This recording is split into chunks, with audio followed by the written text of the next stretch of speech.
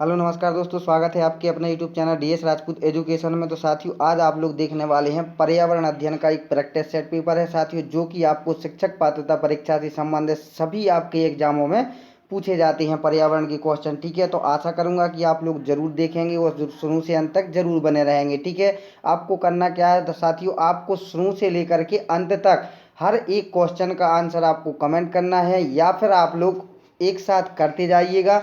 Last में आप लोग हमें अपने नंबर काउंट करके ज़रूर बताइएगा। ठीक है साथियों, आप लोगों के नंबर देख करके हमें ये पता चलता है कि हमें किस प्रकार का प्रैक्टिस सेट पेपर आपको प्रोवाइड कराना है। ठीक है, इसलिए आप लोग अपने नंबर ज़रूर बता दिया करो। अगर आप लोग हो सके तो कमेंट बॉक्स में एक एक क्वेश्चन का आंसर भी ज़रूर देते चला करो। ठीक है, तो साथियों बहुत ही महत्वपूर्ण प्रैक्टिस सेट पेपर है, आप लोग ज़रूर देखेंगे और इसको शुरू से अंत तक जरूर देखेंगे। अगर आपको अच्छा लगे प्रैक्टिस सेट पेपर तो लाइक कर देना। अगर इसी प्रकार से और भी वीडियो देखना चाहते हैं तो चैनल को जरूर सब्सक्राइब कर लेना, और साथ में जो बेल आइकन आएगा उसको भी जरूर प्रेस कर लें, और अपने दोस्तों के साथ भी इसको जरूर शेयर करिएगा। ठीक है, तो चलते हैं अपन वीडियो को स्टार्ट करते हैं। तो साथियों, मैं हूं आपका अपना दोस्त और होस्ट देशराज सिंह राजपूत, आपके अपने YouTube channel DS Rajput education में। तो साथियों, पहले क्वेश्चन में पूछा जा रहा है कि इनमें से कौन सा सबसे अधिक लवणीय सागर है। तो ऑप्शन देखते हैं, अरब सागर, भूमध्य सागर, लाल सागर या फिर मृत सागर। ठीक है, तो क्या पूछा है, सबसे अधिक लवणीय सागर कौन सा है। तो साथियों, आपका जो सबसे अधिक लवणीय हो जाएगा तो वो आपका मृत सागर हो जाएगा। ठीक है, अगर इसकी लवणता की मात्रा पूछी जाए तो वो आपकी हो जाएगी 238%। ठीक है, तो ये सबसे अधिक पूछा गया है। अगर आपसे सर्वाधिक लवणता वाला पूछा जाता, ये सबसे अधिक अगर सर्वाधिक लवणता वाला पूछा जाता तो वो आपका हो जाता तुर्की की साथियों एक झील है। ठीक है, तुर्की की झील है जिसका कि नाम है उसका बोन। ठीक है, इसकी जो लवणता है आपकी वो 330% है। ठीक है, लेकिन आपसे पूछा गया सबसे अधिक लवणीय तो वो आपका मृत सागर हो जाएगा जिसकी लवणता है 238%। ठीक है, नेक्स्ट क्वेश्चन देखते हैं। आदित्य इलाहाबाद से हल्दिया जलमार्ग से गया, उसने किस नदी में सफर किया।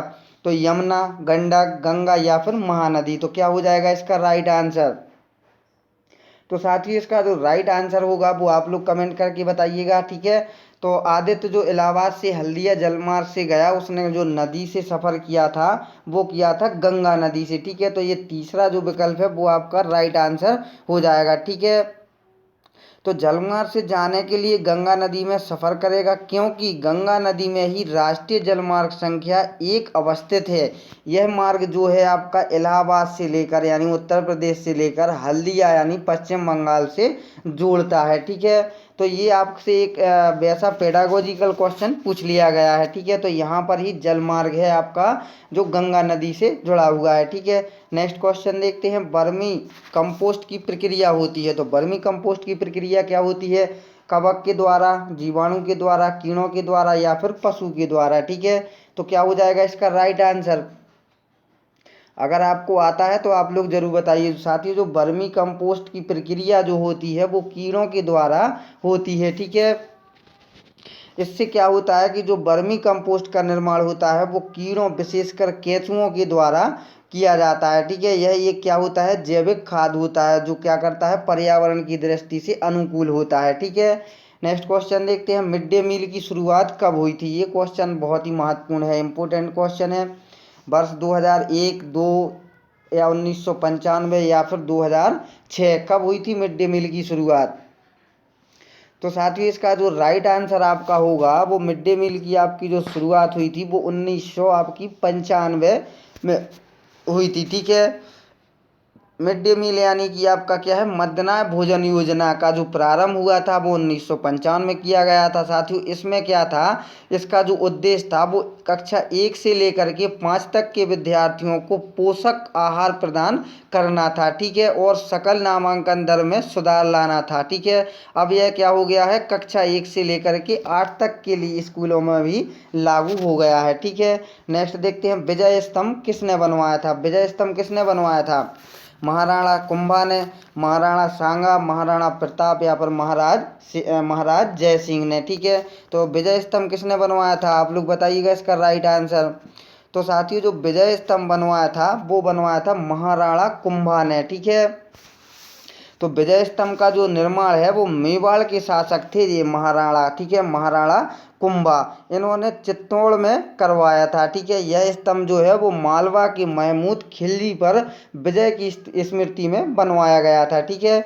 नेक्स्ट क्वेश्चन देखते हैं। पर्यावरण के अंतर्गत क्या क्या आते हैं? पेड़ पौधे, जीव जंतु, रिश्ते नाते, संस्कृति, मकान, सड़कें, पूजा स्थल या फिर उपरोक्त सभी। तो क्या हो जाएगा? ये आप लोग जानते ही होंगे इसका राइट आंसर। पर्यावरण के अंतर्गत पेड़ पौधे भी आते, जीव जंतु भी आते, रिश्ते नाते, संस्कृति, मकान, सड़कें, पूजा स्थल, ठीक है। यानी कि आपका जो राइट आंसर होगा वो हो जाएगा उपरोक्त सभी, ठीक है। नेक्स्ट क्वेश्चन देखते हैं। उत्तर प्रदेश में शीर्ष बनावरण क्षेत्र वाला जिला कौन सा है? खीरी, सोनभद्र, मिर्जापुर या संत रविदास नगर। तो क्या हो जाएगा इसका राइट आंसर?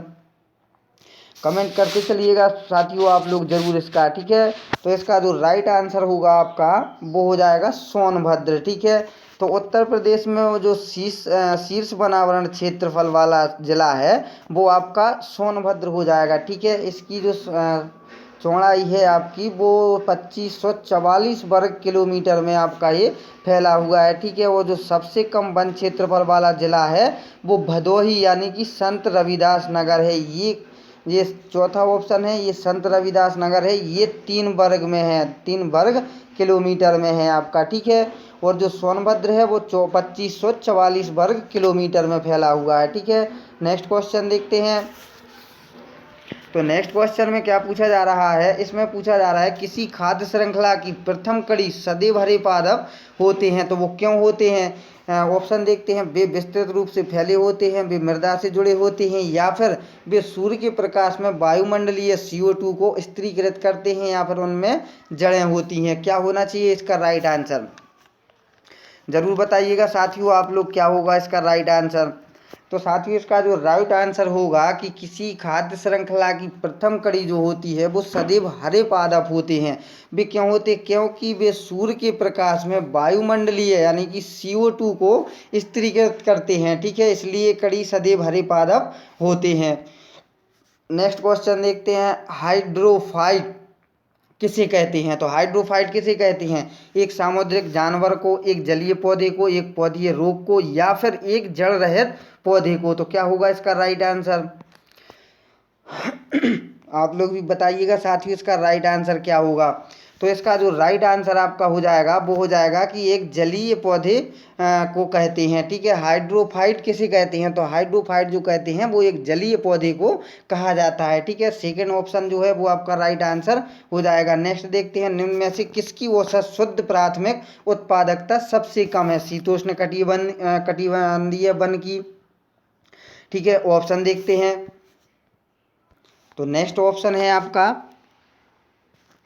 उष्ण कटिबंधीय सवाना, उष्ण कटिबंधीय वन, या शीतोष्ण कटिबंधीय घास प्रदेश, ठीक है। तो इसका जो साथियों राइट आंसर आपका होगा वो हो जाएगा उष्ण कटिबंधीय सवाना का, ठीक है।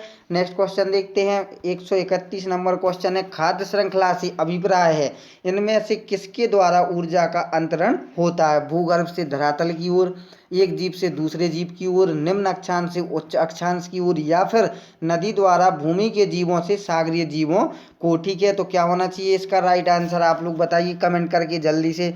आज का थोड़ा सा हार्ड पेपर है, कठिन सेट है, ठीक है। कठिन क्वेश्चनों का संग्रह है इसमें कि आप लोग जरूर बताइएगा आपके कितने नंबर बनते हैं, ठीक है। अगर आपको ये अच्छा लगे प्रैक्टिस सेट पेपर तो आप लोग जरूर लाइक करिएगा। अगर आप लोग इसी प्रकार से और भी वीडियो देखना चाहते हैं तो चैनल को जरूर सब्सक्राइब कर लें, साथ में जो बेल आइकन आएगा उसको भी साथियों जरूर प्रेस कर लें, और अपने दोस्तों के साथ जरूर शेयर करते रहिएगा साथियों। क्या होगा इसका राइट आंसर? तो इसका जो राइट आंसर होगा खाद्य श्रृंखला से अभिप्राय है इनमें से किसके द्वारा ऊर्जा अंतरण होता है? तो वो होता है आपका एक जीव से दूसरे जीव की ओर, ठीक है। तो खाद्य श्रृंखला का यही तो होगा कि नहीं होगा कि एक जीव से दूसरे जीव की ओर आपका होगा, ठीक है। खाद्य श्रृंखला एक जीव से दूसरे जीव की ओर ऊर्जा का जो अंतरण है वो होना है, ठीक है। इस श्रृंखला में उत्पादक, उपभोक्ता, अपघटक ये आदि सभी शामिल आपके होते हैं, ठीक है। नेक्स्ट देखते हैं।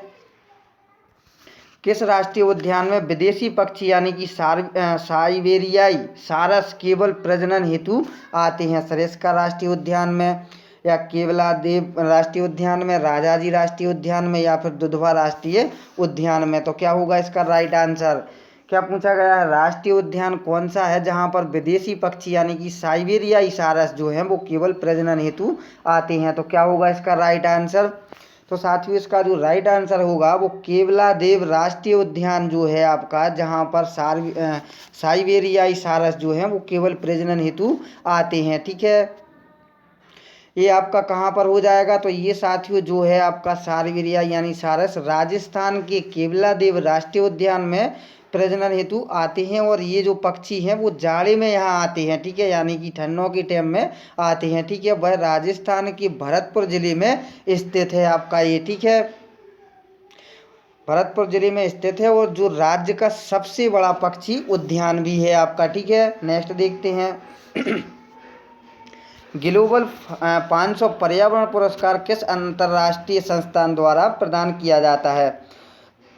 वर्ल्ड वाइल्ड फंड द्वारा, संयुक्त राष्ट्र पर्यावरण कार्यक्रम द्वारा, विश्व बैंक के द्वारा, या फिर संयुक्त राष्ट्र पर्यावरण विकास संस्थान के द्वारा। ठीक है, तो क्या होगा इसका राइट आंसर? तो साथियों आप लोग भी इसके आंसर बताते चलिएगा। ठीक है, तो इसका जो राइट आंसर होगा वो हो जाएगा संयुक्त राष्ट्र पर्यावरण कार्यक्रम के द्वारा जो है वो ग्लोबल 500 पर्यावरण पुरस्कार प्रदान किया जाता है, अंतर्राष्ट्रीय संस्थान के द्वारा दिया जाता है। ठीक है, तो ये सेकंड जो ऑप्शन है आपका वो राइट हो जाएगा। ठीक है, पर्यावरण जो पुरस्कार है संयुक्त राष्ट्र पर्यावरण कार्यक्रम यानी कि UNEP के द्वारा प्रदान किया जाता है। इस संस्था का मुख्यालय कहाँ पर है? नैरोबी में है आपका। ठीक है, नैरोबी में आपका स्थित है। ठीक है, यह पुरस्कार पर्यावरण की रक्षा और सुधार के क्षेत्र में साथियों उल्लेखनीय योगदान के लिए प्रदान किया जाता है। ठीक है, नेक्स्ट क्वेश्चन देखते हैं। निम्नलिखित में से कौन सी एजेंडा 21 की सही परिभाषा है? तो क्या परिभाषा हो जाएगी? आप लोग पढ़िएगा, इसका राइट आंसर भी हमें ज़रूर बताइएगा। ठीक है, तो इसका जो राइट आंसर होगा वो क्या हो जाएगी सही परिभाषा? ठीक है, तो इसकी जो सही परिभाषा है वो यह 21वीं सदी में विश्व पर्यावरण संरक्षण हेतु एक कार्य योजना है आपकी। ठीक है, नेक्स्ट क्वेश्चन देखते हैं। मानव जनित पर्यावरण क्या कहलाते हैं? बहुत ही शानदार क्वेश्चन है साथियों ये। मानव जनित पर्यावरण क्या कहलाते हैं? पीड़ाहारी, परजैविक, प्रतिजैविक, या फिर ह्यूमेलिन। ठीक है, तो मानव जनित पर्यावरण क्या कहलाते हैं? ये बहुत ही महत्वपूर्ण क्वेश्चन है। ये क्वेश्चन संभावना है साथियों इस बार पूछे जाने की, चाहे वो आपका सुपर टेट में पूछ लिया जाए, चाहे वो आपका यूपी टेट, चाहे आपका जो एडेड स्कूलों में निकली हैं सुपर टेट यानी अपर टेट जूनियर लेवल का। ठीक है, किसी में भी आपका ये क्वेश्चन पूछा जा सकता है, इसलिए इसको इम्पोर्टेंट मानकर चलिएगा। क्या होगा इसका राइट आंसर? आप लोग बताइएगा कमेंट बॉक्स में। तो मानव जनित जो पर्यावरण कहलाता है वो कहलाता है ह्यूमेलिन। ठीक है, ह्यूमेलिन। तो इसके बारे में थोड़ा सा जान लेते हैं। जो मानव जनित पर्यावरण प्रदूषण है वो ह्यूमेलिन कहलाती है। मानव ने अपने विकास से अनेक तरह के क्या किया है? प्रदूषणों को जन्म दिया है आपका। ठीक है, और इससे क्या हो रहा है? वर्तमान में ज़्यादातर प्रदूषण जो है वो मानव के द्वारा ही उत्पन्न किए जा रहे हैं। ठीक है, तो यही आपका मानव जनित पर्यावरण प्रदूषण भी है। ठीक है, इसी को अपन क्या कहते हैं? ह्यूमेलिन। ठीक है, नेक्स्ट क्वेश्चन देखते हैं। ऊर्जा के किस रूप में प्रदूषण की समस्या नहीं है? कोयला, परमाणु, पेट्रोल, या फिर सौर। तो इसका आंसर आपको आता होगा, आप लोग बताइएगा जल्दी से कमेंट करके। ठीक है, तो ऊर्जा के रूप जो है इसमें कि पर्यावरण प्रदूषण की समस्या नहीं है, तो वो पहले तो ये कोयला में होती हुई है। ठीक है, परमाणु में भी होती है, पेट्रोल में भी होती है, लेकिन जो सौर ऊर्जा होती है इसमें पर्यावरण प्रदूषण की समस्या आपकी नहीं होती है। तो आपका जो राइट आंसर होगा वो सौर यानी कि चौथा विकल्प आपका राइट आंसर हो जाएगा। ठीक है, नेक्स्ट क्वेश्चन देखते हैं। नेक्स्ट क्वेश्चन में क्या पूछा जा रहा है? पानी में पाए जाने वाले रेडियो सक्रिय पदार्थ का अंश किसका कारण बनता है? कैंसर का, आंख से पानी गिरने का, DNA विखंडन का, या उपरोक्त सभी। तो क्या हो जाएगा इसका राइट आंसर? तो जल्दी से आप लोग भी बताते चलिएगा साथियों। इसका जो राइट आंसर आपका होगा वो पानी में पाए जाने वाले जो रेडियो सक्रिय पदार्थ हैं इसका जो अंश कारण बनता है वो कैंसर का भी बनता है, आंख से पानी गिरने का भी बनता है। ठीक है, DNA विखंडन का भी होता है, यानी कि उपरोक्त सभी आपका राइट आंसर हो जाएगा। नेक्स्ट क्वेश्चन देखते हैं। निम्न में से कौन सा से तत्व ओजोन क्षरण के लिए उत्तरदायी है? CFC, हेलोन, या फिर कार्बन टेट्राक्लोराइड, या फिर कार्बन टेट्राफ्लोराइड। ठीक है, तो कौन सा ऑप्शन आपका राइट आंसर हो जाएगा? ठीक है 138, यानी कि आपका जो राइट आंसर होगा वो हो जाएगा आपका 1, सेकेंड, थर्ड और फोर्थ, ये आपके सभी आंसर सही होंगे, यानी कि चौथा जो विकल्प है वो आपका राइट आंसर हो जाएगा। ठीक है, नेक्स्ट क्वेश्चन देखते हैं, निम्न में से कौन सा पादप उत्पाद साबुन का विस्थापन है? रुद्राक्ष, रीठा, तेंदु या फिर ये सभी? तो क्या हो जाएगा, ये क्वेश्चन साथियों पूछा गया है आपका क्वेश्चन। ठीक है, तो क्या होगा, साबुन का विस्थापन है, तो क्या होगा इसका राइट आंसर? तो इसका जो राइट आंसर हो जाएगा वो आपका रीठा होता है। ठीक है, ये रीठा कैसे होता है, रीठा नामक जो पादप है वो उत्पाद साबुन का विस्थापन है। ठीक है, यह शैम्पू की तरह होता है, इसका उपयोग बालों को साफ करने में किया जाता है, किसका, रीठा का। ठीक है, तो समझ गए होंगे आप लोग। नेक्स्ट क्वेश्चन देखते हैं, चमकीली अधातु कौन सी है? तो चमकीली धातु कौन सी है? ऑक्सीजन, आयोडीन, ग्रेफाइट या फिर हीरा? ठीक है, तो आपको इसका भी आंसर पता चल गया होगा कि क्या होना चाहिए। तो चमकीली आपकी जो धातु होती है वो साथियों आपका हीरा नहीं होगा, ठीक है, ग्रेफाइट होगा। ये तीसरा जो विकल्प है वो आपका राइट आंसर हो जाएगा। ठीक है, तो ग्रेफाइट जो होती है वो एक चमकीली अधातु है। क्या पूछा गया था? अधातु पूछा गया था। ठीक है, तो ये ग्रेफाइट जो है एक चमकीली अधातु है। इसका उपयोग किसके लिए होता है? पेंसिल का लेड बनाने के लिए इसका औद्योगिक उत्पादों में प्रयोग किया जाता है, किसका, ग्रेफाइट का। ठीक है, नेक्स्ट क्वेश्चन देखते हैं, विटामिन ऐसी पदार्थ हैं जो क्या है, हमारी उपापचय दर बढ़ाकर भार में कमी लाते हैं, स्वस्थ रहने के लिए दवाई के रूप में लिए जाते हैं, या पेशियों का विकास करके हमें ताकतवर बनाते हैं, या चौथा ऑप्शन है हीनताजन रोगों से बचाव के लिए थोड़ी मात्रा में आवश्यक हैं। तो क्या होगा इसका राइट आंसर? 141 बताइए आप लोग जल्दी से। ठीक है, तो विटामिन ऐसे पदार्थ हैं साथियों जो हीनताजन रोगों से बचाव के लिए थोड़ी मात्रा में आवश्यक हैं। ठीक है, तो ये आपका चौथा जो विकल्प है वो आपका राइट आंसर हो जाएगा। ठीक है, जो विटामिन होते हैं साथियों वो ऐसे पदार्थ होते हैं जो हीनताजन रोगों से बचाव के लिए थोड़ी मात्रा में आवश्यक होते हैं। विटामिन कार्बनिक यौगिक होते हैं। ठीक है, घुलनशीलता के आधार पर ये दो प्रकार की होती हैं। कौन कौन सी? जल में घुलनशील विटामिन और वसा में घुलनशील विटामिन। ठीक है, नेक्स्ट क्वेश्चन देखते हैं, क्वथन यानी कि उबलना और बाष्पीकरण में मुख्य अंतर आपका क्या है? तो आप लोग बताइएगा इसका राइट आंसर। क्वथन से द्रव का आयतन कम हो जाता है जबकि बाष्पीकरण में नहीं होता है। क्वथन में द्रव से बाष्प में परिवर्तन देखा जा सकता है जबकि बाष्पीकरण देखा नहीं जा सकता है। या फिर क्वथन से जल की अवस्था बदल जाती है जबकि बाष्पीकरण में नहीं, या बाष्पीकरण किसी भी तापमान पर हो सकता है जबकि क्वथन नहीं। क्या होगा इसका राइट आंसर? तो क्वथन उबलना और बाष्पीकरण में जो आपका अंतर होता है वो बाष्पीकरण किसी भी तापमान पर हो सकता है जबकि क्वथन आपका नहीं हो सकता है। ठीक है, तो ये चौथा विकल्प जो है वो आपका राइट आंसर हो जाएगा। नेक्स्ट क्वेश्चन देखते हैं, तो यहाँ पर नेक्स्ट क्वेश्चन दिया हुआ है, एलपीजी किसका संक्षिप्त रूप है? लोपेड गैस का, या फिर लोकल पैसेंजर गाड़ी का, लिक्विफाइड पेट्रोलियम गैस, या लोकल पेट्रोलियम गैस? इसका आंसर आपको आता है, जल्दी से आप लोग कमेंट करें और इसका राइट आंसर हमें ज़रूर बताएं। ठीक है, तो जी हाँ साथियों, आपने बता दिया होगा। एल से लिक्विफाइड, ठीक है, और पी से आपका पेट्रोलियम, जी से आपका गैस। ठीक है, लिक्विफाइड पेट्रोलियम गैस, इसका अगर नाम भी पूछा जाए तो वो भी आपको यही बताना है। ठीक है, लिक्विफाइड पेट्रोलियम गैस का संक्षिप्त रूप है एलपीजी। ठीक है, तो ये तीसरा जो विकल्प है वो आपका राइट आंसर हो जाएगा। नेक्स्ट देखते हैं, अवतल दर्पण के फोकस केंद्र पर जब बिंब को रखते हैं तो प्रतिबिंब होता है कैसा? वास्तविक, सीधा एवं छोटा, वास्तविक उल्टा एवं बहुत बड़ा, आभासी उल्टा एवं छोटा, या फिर वास्तविक उल्टा और छोटा? तो क्या होगा इसका राइट आंसर? 144 जल्दी से आंसर कमेंट करते चलिएगा दोस्तों। तो अवतल दर्पण के फोकस केंद्र पर जब बिंब को रखते हैं तो प्रतिबिंब जो बनता है आपका वो बनता है वास्तविक और उल्टा एवं बहुत बड़ा। ठीक है, तो सेकंड ऑप्शन है वो आपका राइट आंसर हो जाएगा। ठीक है, नेक्स्ट क्वेश्चन देखते हैं, भारत के दूसरे राष्ट्रपति कौन थे? ये आंसर भी आपको पता होगा। ठीक है, सर्वपल्ली राधाकृष्णन, बाराहगिरी वेंकटगिरी, या फिर बीडी जत्ती, या फिर जाकिर हुसैन? क्या पूछा है? दूसरे उपराष्ट्रपति आपको बताना है। ठीक है, तो क्या होगा इसका राइट आंसर?